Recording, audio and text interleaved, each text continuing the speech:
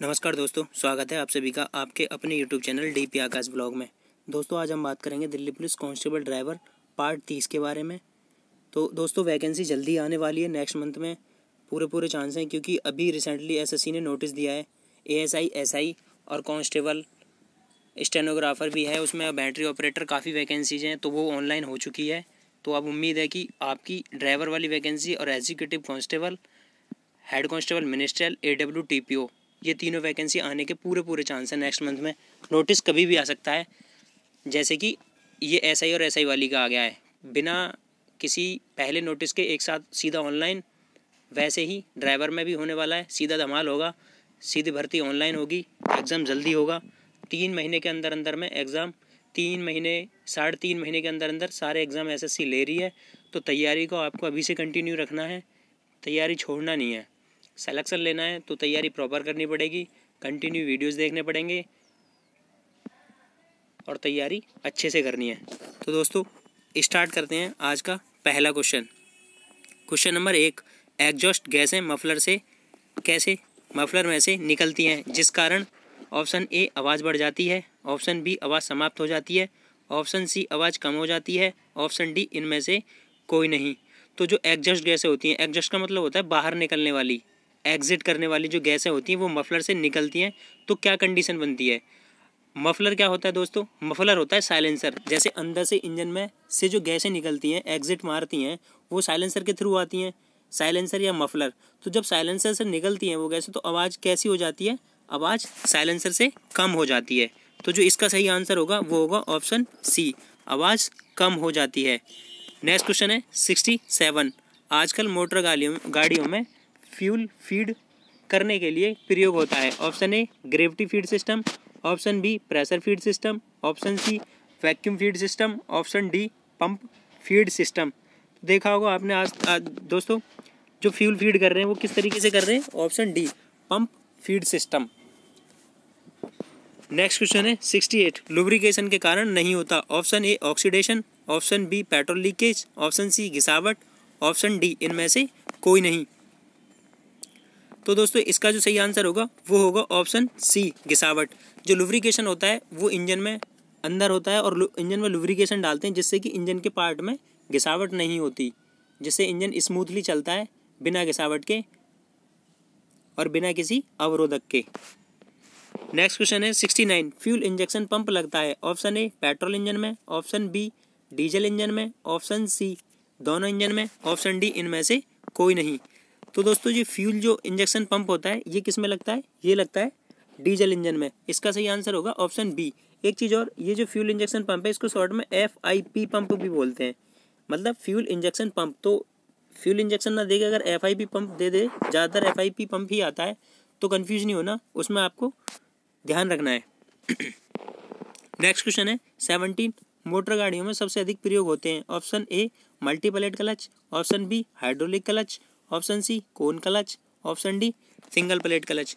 तो दोस्तों जो मोटर गाड़ियाँ होती हैं उनमें सबसे अधिक किस क्लच प्लेट का इस्तेमाल होता है? वो होती है सबसे अधिक हाइड्रोलिक क्लच।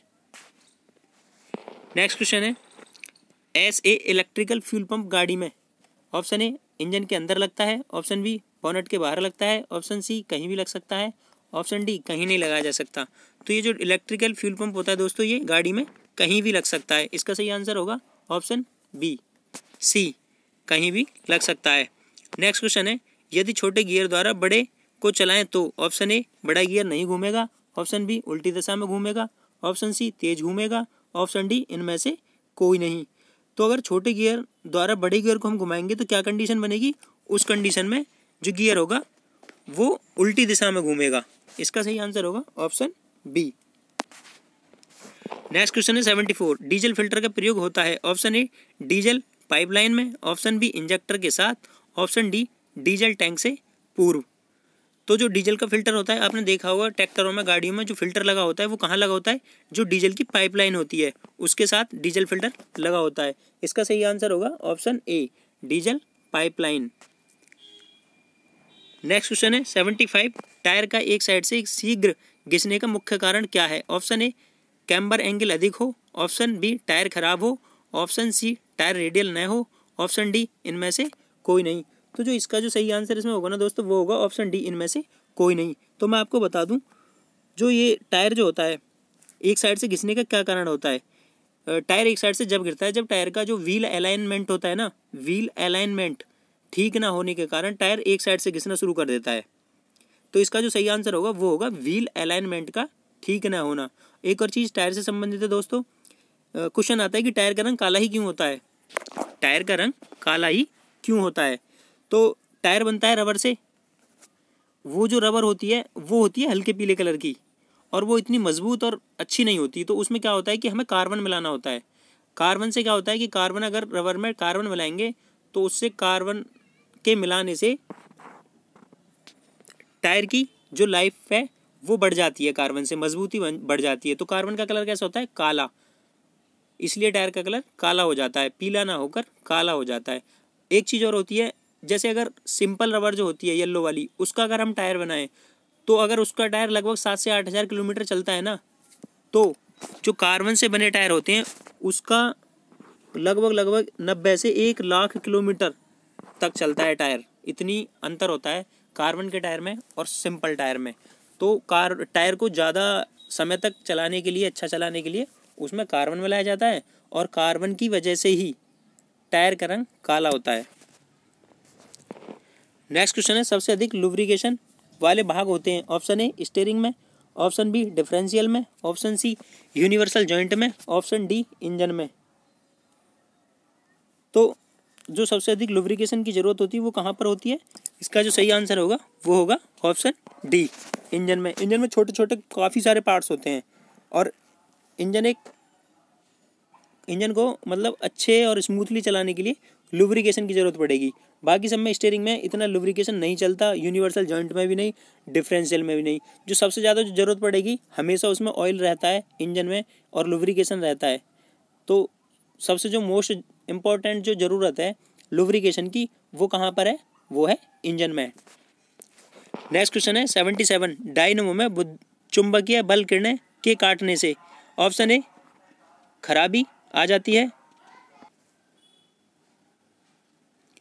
ऑप्शन बी अधिक वोल्टेज बनती है, ऑप्शन सी कम वोल्टेज बनती है, ऑप्शन डी विद्युत उत्पन्न होती है।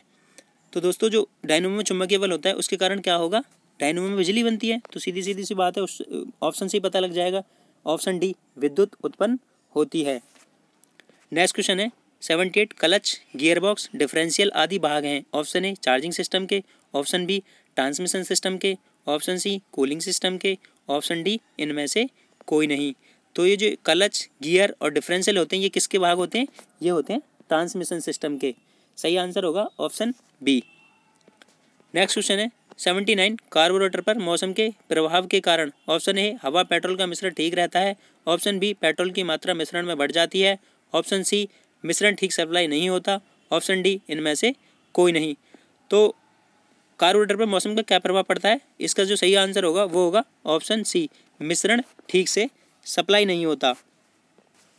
नेक्स्ट क्वेश्चन है 80, बैटरी की ग्रेविटी नापते हैं। Option A voltmeter, option B ammeter, option C hydrometer, option D इनमें से कोई नहीं। तो इसका जो सही आंसर होगा वो होगा ऑप्शन सी, हाइड्रोमीटर। तो दोस्तों यहाँ पे दे रखा है बैटरी की जो ग्रेविटी नापते हैं वो किससे नापते हैं? हाइड्रोमीटर से। एक चीज़ और बता दूं, बैटरी के लिए पूछा जाता है कि बैटरी कितने प्रकार की होती हैं। तो बैटरी कितने प्रकार की होती है दोस्तों? बैटरी होती है 2 प्रकार की, एक होती है गीली बैटरी, एक होती है सूखी बैटरी। जो गीली बैटरी होती है उसमें क्या होता है? उसमें एसिड होता है, कौन सा? सल्फ्यूरिक एसिड, जिसका केमिकल फार्मूला होता है H2SO4, सल्फ्यूरिक एसिड। तो सल्फ्यूरिक एसिड की जो मात्रा होती है बैटरी में वो होती है 35 से 40%, 35 से 40%। और बाकी का क्या होता है? पानी। और बैटरी में एक चीज़ और होती है, बैटरी में क्या है? गंधक जो होता है ना, गंधक, उसका तेजाब के भी इस्तेमाल होता है बैटरी में। तो बैटरी का याद रखेंगे कि बैटरी कितने प्रकार की होती है? 2 प्रकार की, सूखी बैटरी और गीली बैटरी। नेक्स्ट क्वेश्चन है 81, एयर कूल्ड इंजन सिलेंडर के बाहर बनी पंक्तियाँ कहलाती हैं। Option A plate, option B cam, option C fins, option D इनमें से कोई नहीं। तो जो एयर कूल्ड इंजन होते हैं उनकी जो बाहर बनी पंक्तियाँ होती हैं वो कौन सी होती हैं? उन्हें कहलाते हैं फिन्स। एयर कूल्ड इंजन, जैसे कि बाइक का जो कूलेंट होता है वो वाटर कूलिंग सिस्टम नहीं होता। जैसे आपके टाटा ट्रक हो गए, इनमें क्या है, कूलेंट में रेडिएटर में पानी डालते हैं, लेकिन बाइक में कभी देखा है, कभी पानी वगैरह नहीं डालते। तो इनके जो इंजन होते हैं ना, वो कौन से होते हैं, एयर कूल्ड इंजन। और इनके इंजन का जो सिलेंडर होता है उस पर देखना दोस्तों, ऐसे थोड़ा बना होता है, जो सिलेंडर होता है उस पर ऐसे ऐसे प्लेट टाइप लगी होती है। तो ये उन्हीं प्लेट या पंक्ति की बात कर रहा है। बाइक का देखना आप, बाइक पे जो बनी होती है सिलेंडर, वो जो होता है इंजन का सिलेंडर, उस पर ऐसे पंक्तियाँ बनी होंगी। तो उन्हीं पंक्ति को क्या बोलते हैं, फिन्स। क्योंकि फिन्स सिर्फ उसी इंजन में होती हैं जिनका कूलिंग सिस्टम एयर कूलर होता है, ना कि वाटर कूलर। नेक्स्ट क्वेश्चन है 82, स्प्लिट व्हील रिम बने होते हैं। ऑप्शन ए 2 भागों में, ऑप्शन बी 4 भागों में, ऑप्शन सी 1 भाग में, ऑप्शन डी इनमें से कोई नहीं। तो स्प्लिट रिम मतलब, स्प्लिट का मतलब ही अलग अलग होता है, तो इसका क्या मतलब होगा, ऑप्शन ए 2 भागों में। नेक्स्ट क्वेश्चन है 83, क्लच फिंगर दबती है। ऑप्शन ए क्लच फोर्स द्वारा, ऑप्शन बी क्लच बेयरिंग द्वारा, ऑप्शन सी क्लच प्लेट द्वारा, ऑप्शन डी इनमें से कोई नहीं। तो ये जो क्लच फिंगर होती है ये किसके द्वारा दबती है, ये दबती है ऑप्शन बी क्लच बेयरिंग के द्वारा। नेक्स्ट क्वेश्चन है 84, बैटरी में वाटर होता है, मतलब बैटरी में कितना पानी होता है। ऑप्शन ए 40% बैटरी वाटर में होता है, option A 40% sulphuric acid, option B 80% sulphuric acid, option C 100% यानी 100% सल्फ्यूरिक एसिड, ऑप्शन डी इनमें से कोई नहीं। तो अभी मैंने पिछले क्वेश्चन में बताया था दोस्तों, बैटरी जो होती है उसमें कितना एसिड होता है, 40%, और बाकी क्या होता है, पानी होता है। तो सल्फ्यूरिक एसिड H2SO4, इसका ये केमिकल फॉर्मूला है, ये भी याद रखना है। नेक्स्ट क्वेश्चन है 85, वाटर कूलिंग थर्मोसाइफन सिस्टम होता है। Option A forced water cooling system, option B pressure cooling system, option C vacuum cooling system, option D इनमें से कोई नहीं। तो दोस्तों ये जो वाटर कूलिंग सिस्टम है, थर्मोसाइफन सिस्टम होता है, ये होता है फोर्स्ड वाटर कूलिंग सिस्टम। आपको बता दूं कि जो कूलिंग सिस्टम होते हैं वाहनों में, ये 2 प्रकार के होते हैं। कूलिंग सिस्टम कितने प्रकार के होते हैं, 2 प्रकार के। एक तो वाटर कूलिंग सिस्टम, एक होता है एयर कूलिंग सिस्टम। जैसे अभी पिछले क्वेश्चन में बताया था कि एयर कूलिंग सिस्टम वहाँ होता है बाइक वगैरह जो होती हैं इनमें, और कूलिंग सिस्टम आपके टाटा और जिनमें पानी डलता है। तो उसमें भी क्या होता है, जैसे 2 प्रकार का हो गया कूलिंग सिस्टम, एक तो हो गया वाटर कूलिंग सिस्टम, एक हो गया एयर कूलिंग सिस्टम। अब आती है बात वाटर कूलिंग सिस्टम की। वाटर कूलिंग सिस्टम में भी 2 कूलिंग सिस्टम होते हैं, जिसका एक पार्ट होता है थर्मोसाइफन सिस्टम, तो वो क्या होता है, forced water cooling system. Next question है 86, व्हील एलाइनमेंट ठीक न होने से। ऑप्शन ए स्टीयरिंग ढीला हो जाता है, ऑप्शन बी स्टीयरिंग टाइट हो जाता है, ऑप्शन सी स्टीयरिंग में कम शक्ति लगती है, ऑप्शन डी इनमें से कोई नहीं। तो क्या होगा, अगर अलाइनमेंट ठीक नहीं होगा तो इसका सही आंसर क्या होगा, ऑप्शन बी स्टीयरिंग टाइट हो जाएगी। नेक्स्ट क्वेश्चन है बैटरी की स्पेसिफिक ग्रेविटी कितनी होती है। Option A 1.538, option B 1.290, option C 1.208, option D इनमें से कोई नहीं। तो जो बैटरी की स्पेसिफिक ग्रेविटी होती है दोस्तों, वो होती है ऑप्शन सी 1.208। नेक्स्ट क्वेश्चन होता है लुब्रिकेशन ऑयल को ठंडा रखने के लिए कुछ इंजनों में लगे होते हैं। ऑप्शन ए, क्वेश्चन नंबर 88, लुब्रिकेशन ऑयल को ठंडा रखने के लिए कुछ इंजनों में लगे होते हैं। Option A air cooler, option B air filter, option C air oil cooler, option D इनमें से कोई नहीं। तो जो लुब्रिकेशन ऑयल होता है उसको ठंडा करने के लिए क्या लगा होता है, एयर कूलर। एयर कूलर से लुब्रिकेशन ऑयल ठंडा होता है। नेक्स्ट क्वेश्चन है 89, वैल्यूम टाइप टायरों में टायर ट्रिप। ऑप्शन ए नहीं होते, ऑप्शन बी गहरे नहीं होते, ऑप्शन सी गहरे होते हैं, ऑप्शन डी इनमें से कोई नहीं। तो इसका जो सही आंसर होगा वो होगा ऑप्शन ए, नहीं होते। जो वैल्यूम टाइप के टायर जो होते हैं उनमें टायर ट्रिप नहीं होते हैं। नेक्स्ट क्वेश्चन है 90, मास्टर सिलेंडर मरम्मत के लिए नया।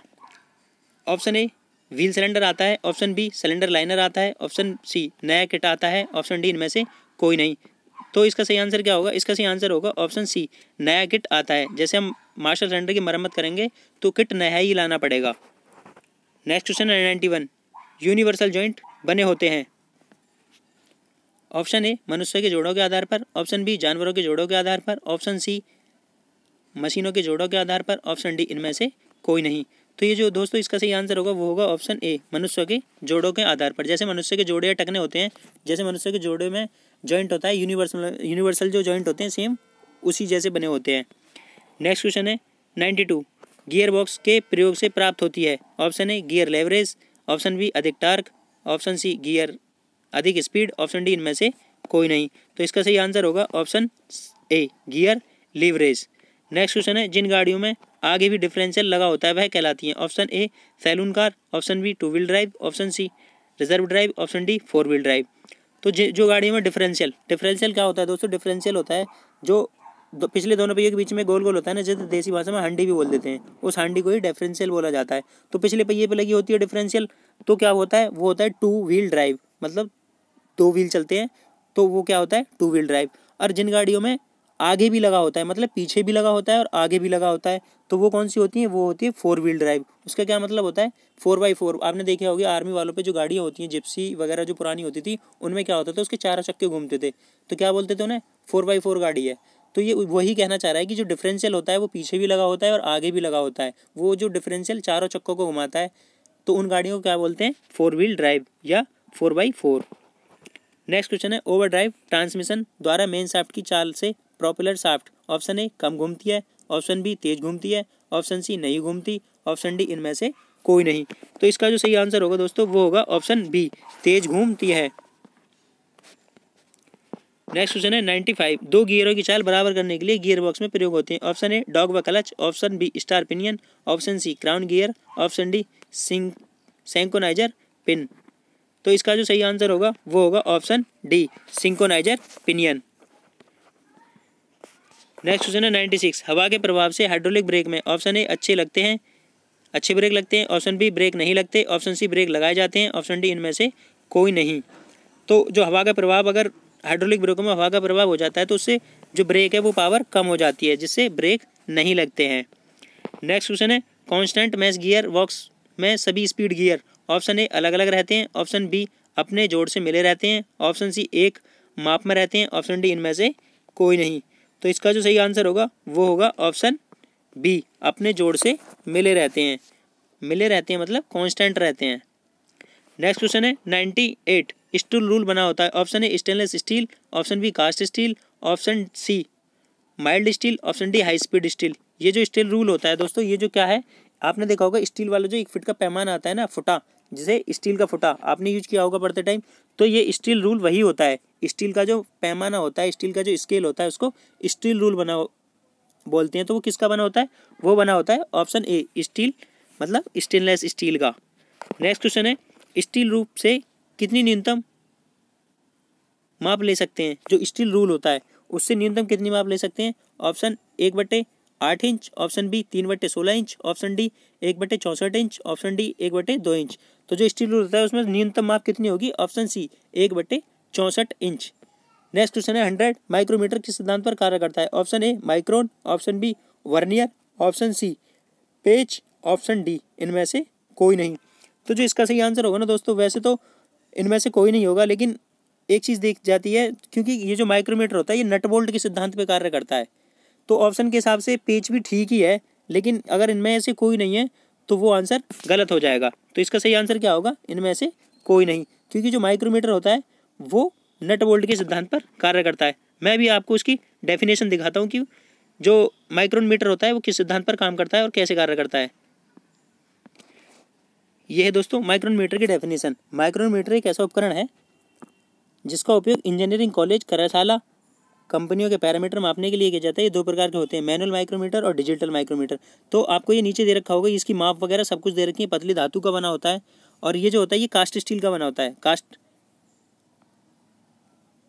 कास्ट आयरन का बना होता है। और ये जो होता है ये सबसे नीचे दे रखा है कि यह नट बोल्ट के सिद्धांत पर कार्य करता है। तो उसमें जो क्वेश्चन था वो था पेच। अब उसने क्या पता नट बोल्ट को ही पेच बोल रहा है, लेकिन अगर इनमें से कोई नहीं है तो वो आपका सही आंसर होगा कि इनमें से कोई नहीं, क्योंकि ये नट बोल्ट के सिद्धांत पर कार्य करता है। तो दोस्तों कैसा लगा आज का वीडियो? काफ़ी महत्वपूर्ण वीडियो था, और वीडियो को बिना स्किप करे अंत तक जरूर देखना। चैनल को शेयर और सब्सक्राइब जरूर करना दोस्तों। धन्यवाद दोस्तों, मिलते हैं नेक्स्ट वीडियो में।